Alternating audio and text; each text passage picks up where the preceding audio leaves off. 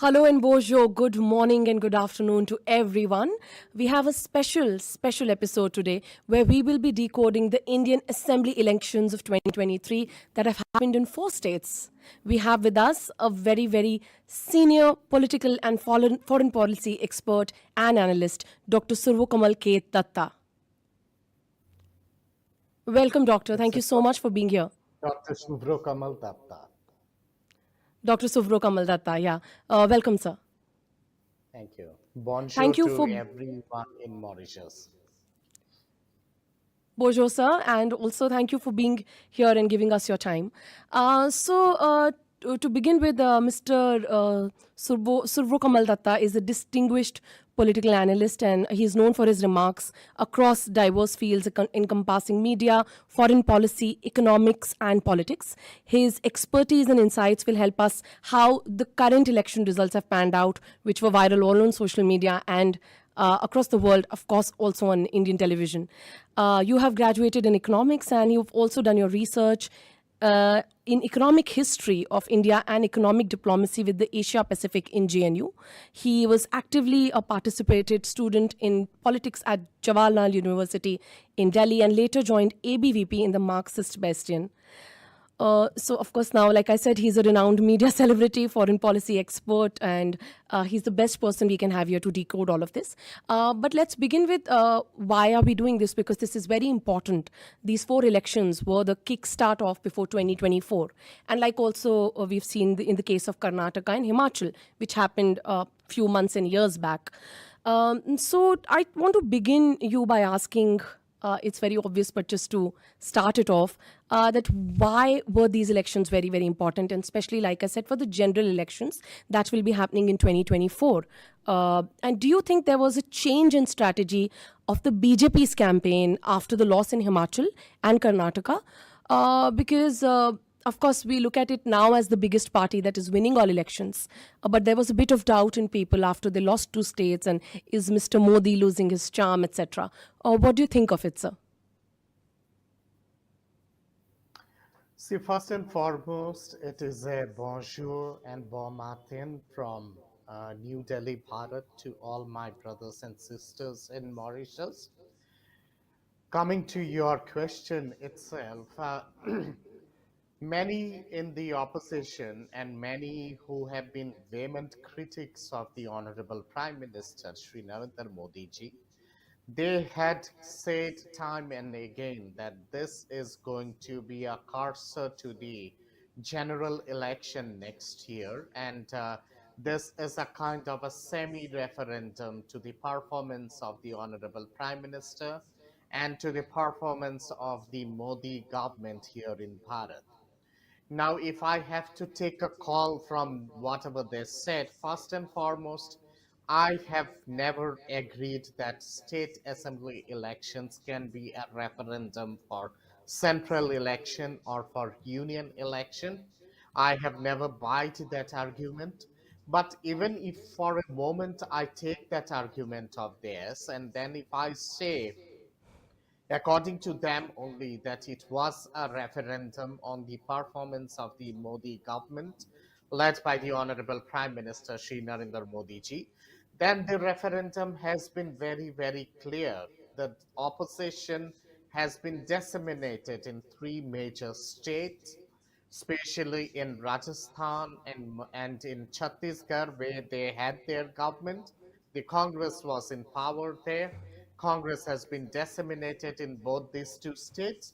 So if it is a referendum, then it is a referendum for pro Modi ji.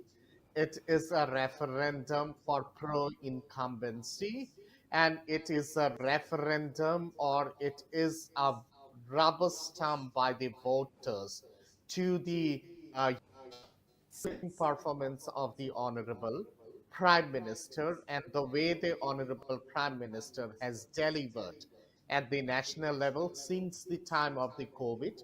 So it is a hands down and it's a thumbs up by the people of Bharat to the policies and the good governance of the Honorable Prime Minister. So, in that sense of the term, if I have to use the word referendum, then yes, it is a referendum on the pro policy and pro people policy of the government of Bharat, led by the Honorable Prime Minister.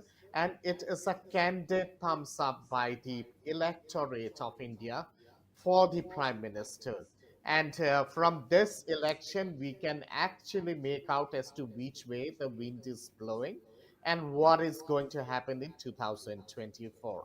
2024 is going to be a one sided election in which the Honorable Prime Minister would be coming back to power with a handsome majority. Yeah, and which is why I just wanted to ask that do you think there was a change in strategy in the campaign? I'm particularly pointing to Himachal and Karnataka because, like I said, there were a couple of naysayers that said that, oh, now in states are not doing as well, and now the Modi poster boy image is not working. Do you think there was particularly something in the campaign that they brought in which was different? They made sure that they leave no stone unturned after the two losses, which were pretty much like unexpected. See, in the case of Himachal Pradesh, it was a cliffhanger election, and the Congress party won the election by 0.04% vote, which is a very, very close margin. In fact, the difference between the BJP and the Congress party was hardly around overall around 50,000 votes in the overall state scenario. Hmm. A very, very close call. But Karnataka, the Bharatiya Janata Party had lost the election in Karnataka because of state level mismanagement. There were too many rebels who had contested independent after not getting the ticket from the party. And therefore, it was rather more of a mismanagement at the state level and misgovernance at the state level, which had actually helped the Congress in coming to power. And the election was, decided on that basis. Secondly, the regional party, Janata Dal Secular, was wiped out in Karnataka. The minority vote bank had shifted to Congress party en masse. So that was another very big reason as to why the BJP had lost Karnataka. It had got nothing to do with the performance of the Modi government. It had got nothing to do with the popularity of the Honorable Prime Minister. Karnataka BJP had lost because of ground level misgovernance, because of miscalculation of the state unit of the party, and because of number of rebels who had contested independently, because they did not get the ticket from the party. So Karnataka was a different scenario. Under no condition it was a referendum on the popularity of the Honorable Prime Minister. Neither it was a referendum on the performance of the central government here in New Delhi. Had it been so, then this election, I mean, things would have been very bad for the Bharatiya Janata Party. But the fact that BJP has won with a brute majority, it has a landslide victory in Chhattisgarh, in Madhya Pradesh, and Rajasthan, that actually proves the stalwart and international leadership of the Honorable Prime Minister, and it also proves as to how popular his government is at the Yeah, yeah, correctly. So, to begin with the four elections, the major elections that have happened in 2024, I want to start by Madhya Pradesh because do you think what has happened is surprising? Because, if I may say so, I also have enough and more people back in India who are really interested in politics, having friends in political journalism. This was completely opposite to what was expected by the result of all exit polls, if I may say, even the best ones, which were correct in 2014 and 19. Also, the journalists, the anchors, the political pundits, editors, everyone had written off BJP in Madhya Pradesh, especially. My parents stay in Madhya Pradesh, so I knew that there was news of anti-incumbency, if I may also say, against Shivraj Singh Chauhan. There were news that there is no ground level work and there is no way he can win. He can be winning or he'll win. And still BJP won, and he has come back in power with a major majority. That's almost after 20 years, if I'm not wrong. So how did that happen? And to add to that, are exit polls just becoming a gimmick? Do they hold any merit? Well, if you have to ask me about exit polls, I'll just use a single word for it. For me, exit polls are sham. It is a sham. It is just a small piece of entertainment just before the election results, and people feel good entertainment, like the way people get entertained watching a Cartoon Network. So all these exit poll pollsters, in my understanding, they are actually political cartoonists, and they are, in my understanding, they do not reflect the ground reality. They actually do the data analysis by sitting in five-star hotels, and they are all actually pumped up by one party or the other, or by one industrial group or the other. So Hmm. it is a kind of a merry-making tango which they have. And I personally say I have never ever gone by opinion poll or by exit poll ever as such. For me, I consider opinion poll and exit poll to be a sham for a complex country like Bharat. It can be a reality, or it can be a closer towards the reality for small nations, who do not have more than 3 to 4 million people population. But for a country like Bharat, which is so complex, where the social dynamics of Bharat changes every 10 kilometers, where the economic dynamics of the countrymen changes every 10 kilometers. There is so many culture, there is so many caste, creed, subcaste, region, religion, and tradition. For such a complex subcontinent, it is impossible to understand the mind of the electorate before the voting as such.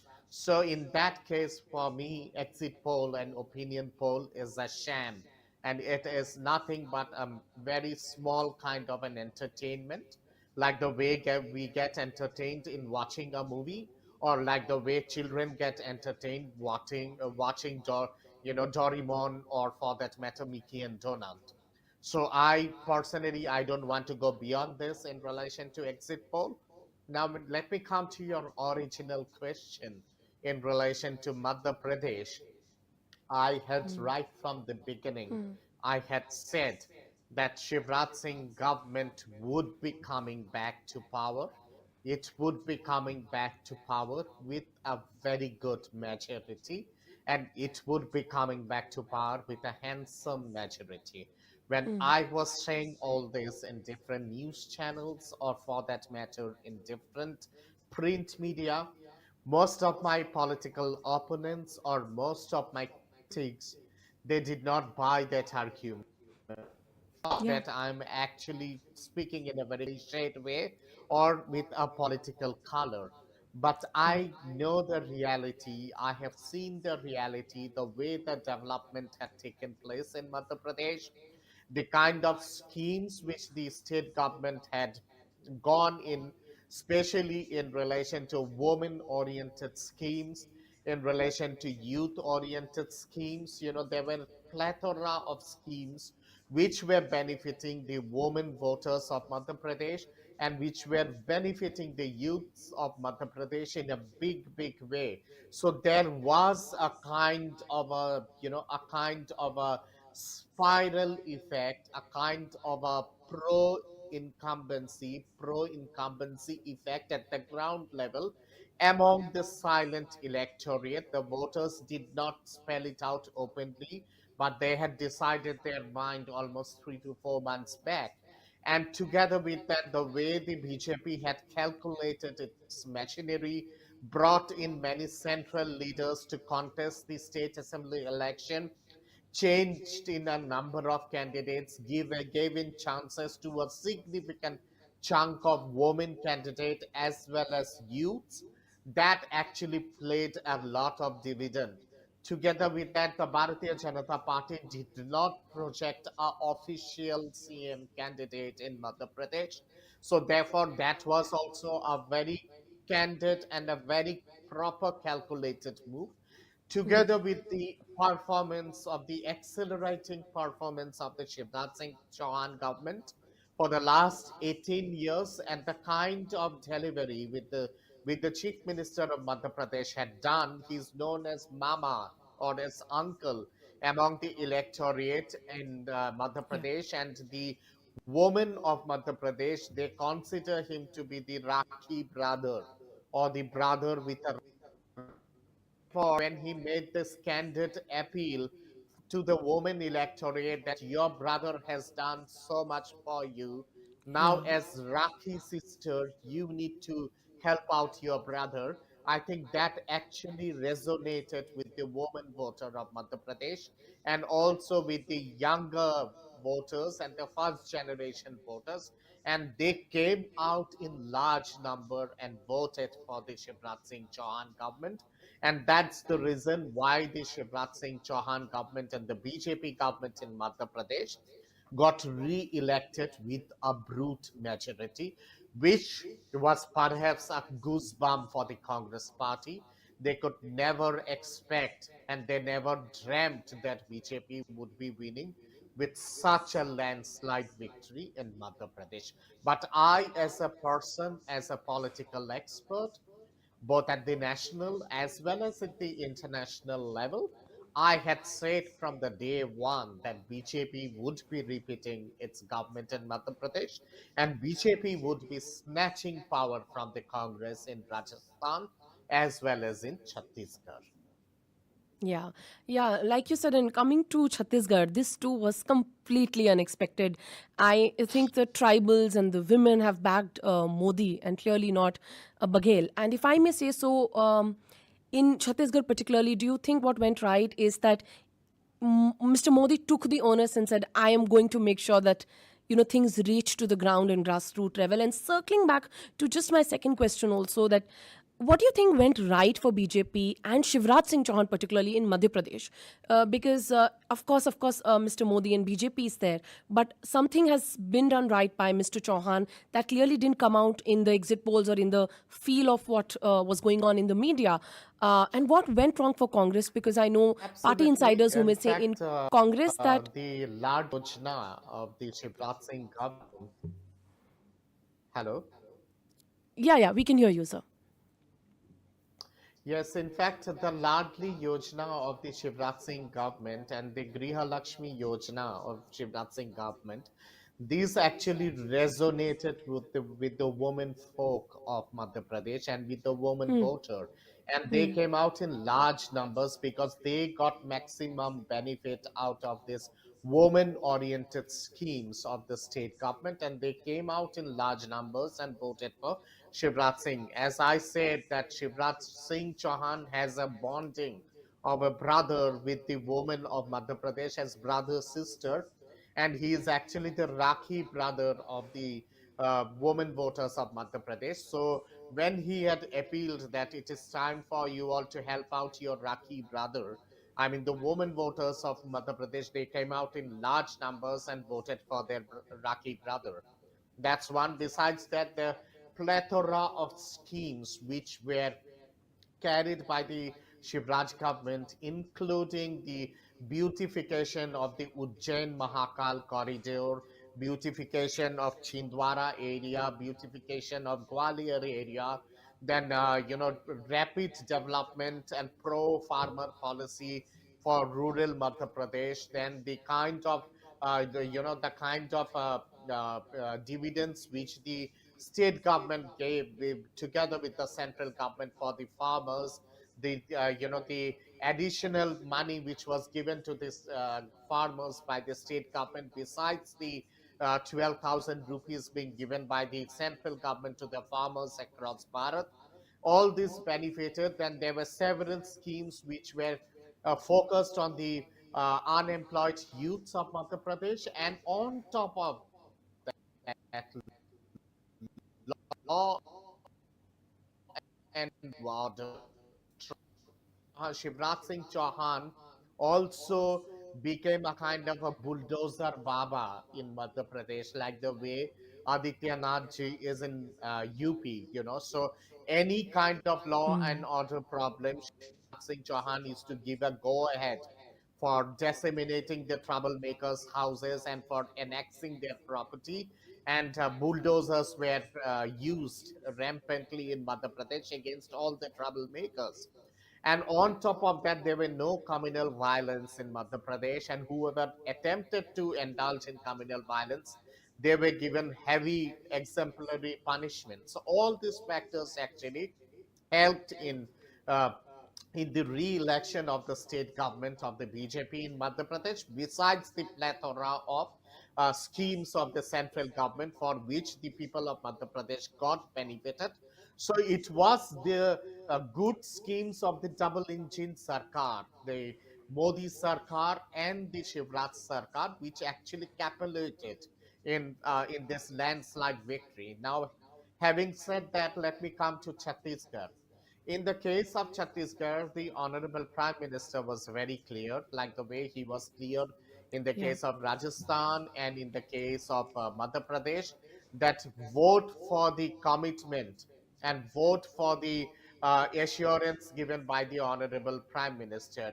Like, I mean, the Prime Minister used to use the word guarantee, Modi ki guarantee, so the Yeah. guarantee given by the Prime Minister, he used to say, "Modi ki guarantee is a guarantee in itself," and Modi ji has proved that whatever he has been saying till date, since the time of the COVID and before that also, and after post COVID also, the kind of measures which he has taken at the pan Bharat level, all this got reflected at the ground level, and people across Bharat, they have started believing in the guarantee of the Honorable Prime Minister. So when there was an option for equating the guarantee of Honorable Prime Minister or the guarantee of Modi with the false guarantees of Congress Party, people actually voted with the guarantee of the Honorable Prime Minister because they saw the reflection of this at the ground level in the last 3.5 years since the time of COVID, earlier than that also, and post-COVID scenario. So when they equated both the guarantees of the Congress Party and the guarantee of Modi, they actually went with the guarantee of Modi, and that really helped in the stellar performance of the BJP in Rajasthan, in Madhya Pradesh, or in Chhattisgarh. Secondly, the Honorable Prime Minister had also said in all these three states that don't look into candidates, don't look into who would be the CM face, vote for the symbol and vote for the party and vote for Modi. So that got reflected and that resonated with the grassroots level workers. It resonated with the voters and with the electorate. And the electorate and the voters, they just went with the clarion call of the Honorable Prime Minister. And that's the reason why there was such handsome victory in all these three states. Together with that, the kind of work which the Honorable Prime Minister has done for the indigenous people, for the tribal community, for the Adivasis, especially in states like Madhya Pradesh, where there is a large concentration of the Adivasi population, or for that matter, in Rajasthan, where again there is a large concentration of the tribal and the indigenous population, or in Chhattisgarh, where there is a large concentration of the Adivasis and the tribal population, the plethora of schemes of the central government which were meant for the Adivasis, which were meant for the tribals, and which were meant for the indigenous people. This actually resonated with the indigenous people, with the Adivasis, and with the tribals. And in all the tribal belts of Madhya Pradesh, Chhattisgarh, and Rajasthan, it was just a one-sided wave for the BJP. Congress lost out in all the indigenous areas, or in all the tribal areas, in all the Adivasi areas of Chhattisgarh, of Madhya Pradesh and Rajasthan, and in Chhattisgarh, in the indigenous areas, in the Adivasi areas, the tribal areas, Congress was wiped out. It was Yeah. simply wiped out. It could not even win a single seat. in the Yeah. in the tribal dominated areas. And this had happened because of the plethora of schemes of the honorable prime minister for the indigenous population of Bharat and Yeah. for all these respective states. Yeah, yeah. And I think that's what, when I was beginning to ask, I meant that the tribals, the indigenous people, women have clearly backed Mr. Modi and BJP. And it also seems that the vocal communities aren't really the real voters, in the sense that when these exit polls come out or the mood of the nation comes out, they don't really show the reality, because there is definitely work happening at the grassroots level, which wanted me to ask you that a lot of times we speak about BJP's policies, or any party for that matter, as social media campaigns and IT cell and this and that. But clearly, there is concrete work going on grassroots level by the BJP to be getting these kind of numbers. Only like a poster boy or a media campaign can take you so far, or channels, right? So there is definitely a nerve that they are pushing and cracking with the Hindi heartland, especially because there is clear sweeping majority in all these states, including Rajasthan, if I may come to, Yes, because uh, absolutely. In yeah, fact, I would that besides this feel good factor or this pro incumbency factor for BJP and for the Modi government across the nook and corner of Bharat, there is also another add on or another factor in it. I always say that the poster boy of the opposition and the girl of the opposition, Priyanka Vadra and Rahul Gandhi, they are actually a blessing for the BJP and they are rather a curse for the Congress party.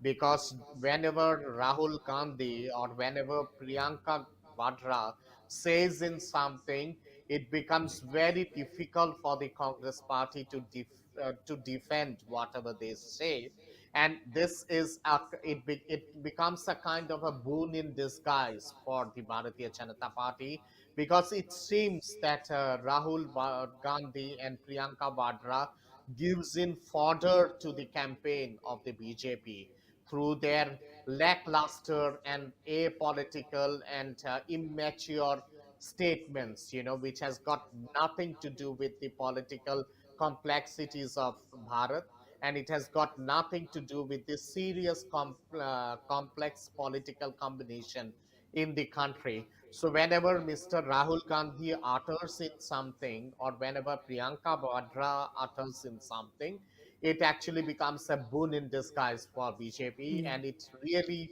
helps the Bharatiya Janata Party in pulling their socks and moving ahead on the campaign, and it turns out to be a disaster for the Congress party. So my advice to the poster boy and the poster girl of the Congress party is they are not fit to be there in politics, but if politics is not a game for them, or it is not a piece of cake for them. So it would be much better if they could choose profession, if they could go in for travels across the globe, which they do always for different tourist destination. As far as I understand, and if my information goes correct, the parliament session of Bharat has started from day before yesterday. And what I hear from media sources, even though I haven't been able to confirm it as yet, but these are media sources. They say that Mr. Rahul Gandhi has already flown abroad for a tourist destination and to enjoy his year-end holidays. So that actually proves the seriousness of the Congress Yuvraj as to how serious he is towards the Parliament of Bharat, how serious he is towards the voters of Bharat, and how serious he is towards the politics of Bharat as such. And Priyanka Vadra, the day the election results came out, since that day, she has been completely missing from the political limelight, and she has been completely missing from any kind of political activities, and she has gone off to oblivion. So this kind of Cinderella syndrome doesn't help, that you come like a Cinderella 10 days or 15 days before election, and then you say that I will make it and I will make the Congress win, and then once the results are not in your favor, and once the Congress party lose the election miserably, then you vanish off again like a Snow White or like a Cinderella. This doesn't help in a complex politics like that of Bharat. And for Mr. Rahul Gandhi, he is actually a switch on, switch off kind of a politician in a switchboard. So that type of politics, people of Bharat are not going to buy anymore. And that's the reason why the performance of the Congress party has been so dismal in all these three Yeah. Yeah. And quickly coming to Rajasthan, like I said, it's obvious to address the elephant in the room, and this is not something new. We saw in the past couple of years there was this whole Gehlot versus pilot drama that happened, and it was very public. Uh, can we say that is the reason that this has been the result? Because if I'm not wrong, in Rajasthan, Mr. Ashok Gehlot did enjoy a certain sense of appreciation and majority. The same happened in Punjab, where despite Amrinder Singh, the best, ace of Congress, they lost. Do you think it is an alternating cycle of Rajasthan, or is it Congress party's innate nature not to be able to cultivate the culture of backing people and leaders who are their biggest, like I said, faces, but it becomes about the one family? Is that a hindrance? Yes, Mrs. Sonia Gandhi has never ever allowed any regional or stalwart regional leader of the Congress party to emerge at the national level. Whether it was in the case of Punjab, whether it was in the case of UP or Uttarakhand or Rajasthan, Madhya Pradesh, Chhattisgarh, name any state, Assam, name any state, any powerful leader who has a mass base and who is popular among the masses, any powerful leader from the Congress was never ever allowed to climb up the ladder and come up at the national level because Mrs. Sonia Gandhi, as far as I understand, perhaps she always takes it as a threat for her for her for her kids, for her toddlers, for Rahul Gandhi and for Priyanka Vadra, and perhaps that is the over motherly love of Mrs. Sonia Gandhi for her son and daughter actually prevented the emergence of strong regional Congress party in all states, and Yeah. result of that has been one after another stalwart leaders of the Congress party at the regional level. Either they joined the regional parties or they have actually gone out of Congress and have joined the Bharatiya Janata Party. As a result of that, there has been a complete dissemination or a complete collapse of the of the Pradesh units or of the state units or the local units of the Congress party pan Bharat as such across the nook and corner of the country. And I personally, I would blame solely Mrs. Sonia Gandhi for this. Together with this, in the case of Rajasthan, the level of internal bickering which was there between Sachin Pilot as well as Ashok Gehlot, the last 5 years of the Congress government in Rajasthan could not perform, could not deliver on its policies, on its promises. And every day we used to see squabbles and fighting between the Sachin Pilot group and the Ashok Gehlot group. The Ashok Gehlot group tried its level best to finish off Sachin Pilot and his bunch of followers. Sachin Pilot also tried his level best not to allow Ashok Gehlot and his bunch of followers to perform and to deliver at the ground level. Every now and then we had seen that in Rajasthan, the Congress government was in such a precarious condition that people in Bharat felt that any time the government might fall, anytime the government might collapse. And we had seen the revolt of Sachin Pilot 2.5 years back also. So all this had taken a huge toll on the popularity of the Ashok Gehlot government. Together with that, the kind of lawlessness, the rampant crime against the women of Rajasthan, the series of gang molestations and rapes which had taken place, the series of murders for ransom, kidnapping, arson, looting, misgovernance, policy paralysis, highest level of corruption, and communal violence in Rajasthan actually led to the demise of the Gehlot government there. The Sartan Se Juda thing, which had happened in Yeah. Rajasthan, in which innocent Hindu people were slaughtered into pieces by goons and by antisocial elements from the minority community, and the free hand which was given to them without giving them any kind of punishment. All this resulted in a Hmm. huge kind of anger within the electorate of Rajasthan.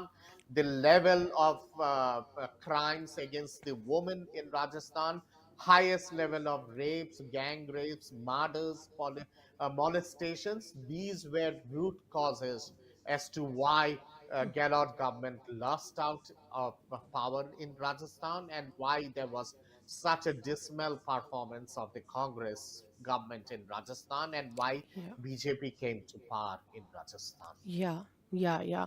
And I think that it'll not be wrong to conclude to say that law and order is a major issue.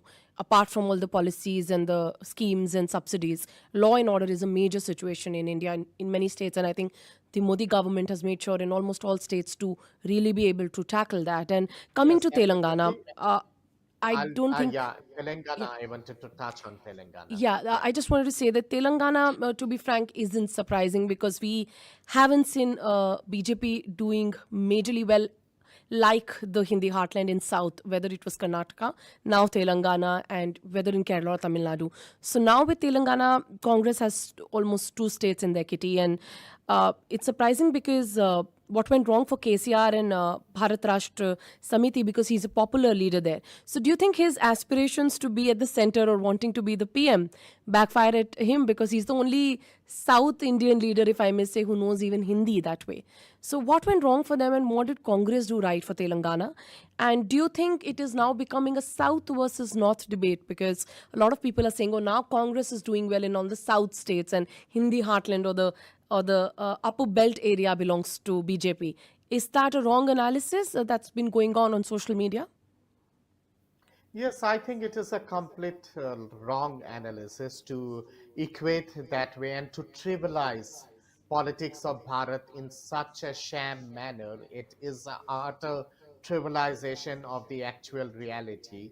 There is nothing called this so-called South-North divide as such. Yes, there are regional aspirations. There are regional aspirations in different states, in different corners of the country.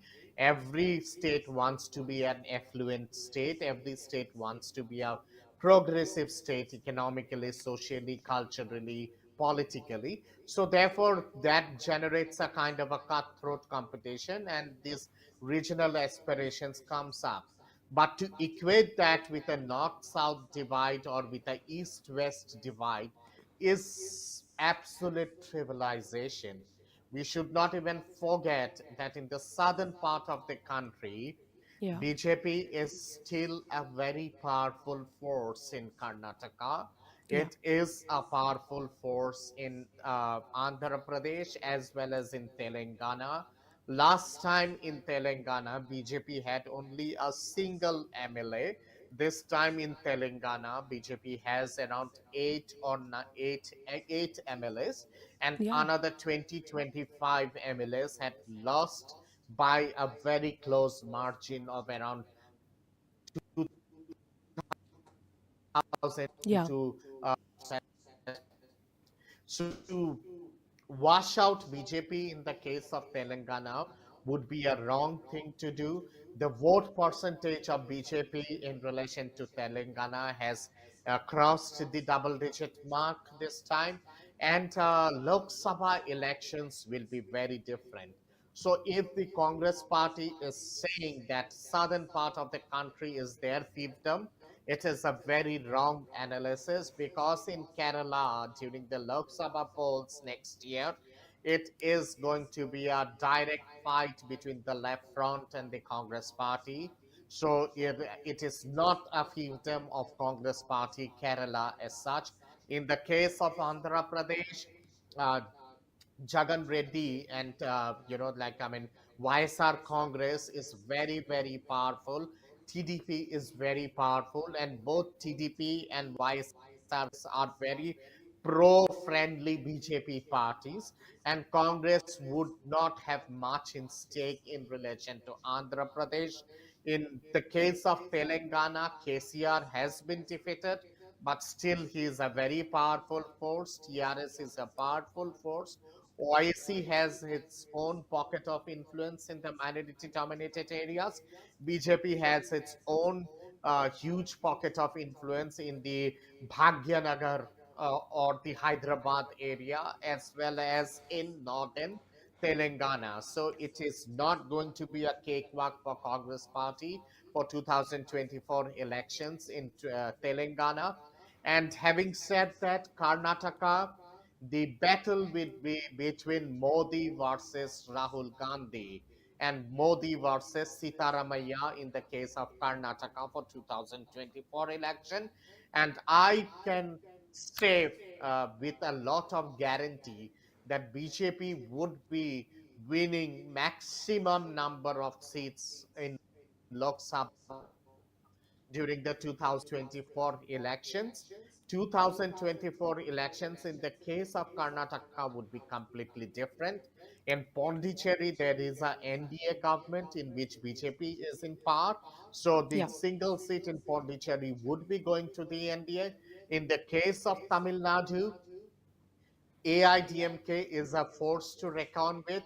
BJP has also stitched up its own alliance with smaller parties, and DMK is in alliance with the Congress party. So the Yeah. fight in Tamil Nadu is going to be a triangular fight. BJP might get in one or two seats in Tamil Nadu, and the rest would be divided between DMK and the AIDMK alliance, in which DMK and Congress is in alliance, and AIDMK has its alliance with other regional parties. So it's going to be a triangular fight. Andhra Pradesh would be a bipolar fight between the BJP and the YSR Congress, and in certain areas with the Congress party. So in some areas it would be a triangular fight, in some areas it would be a bipolar fight. Telangana would be heading for a triangular fight between BJP, Congress, and TRS.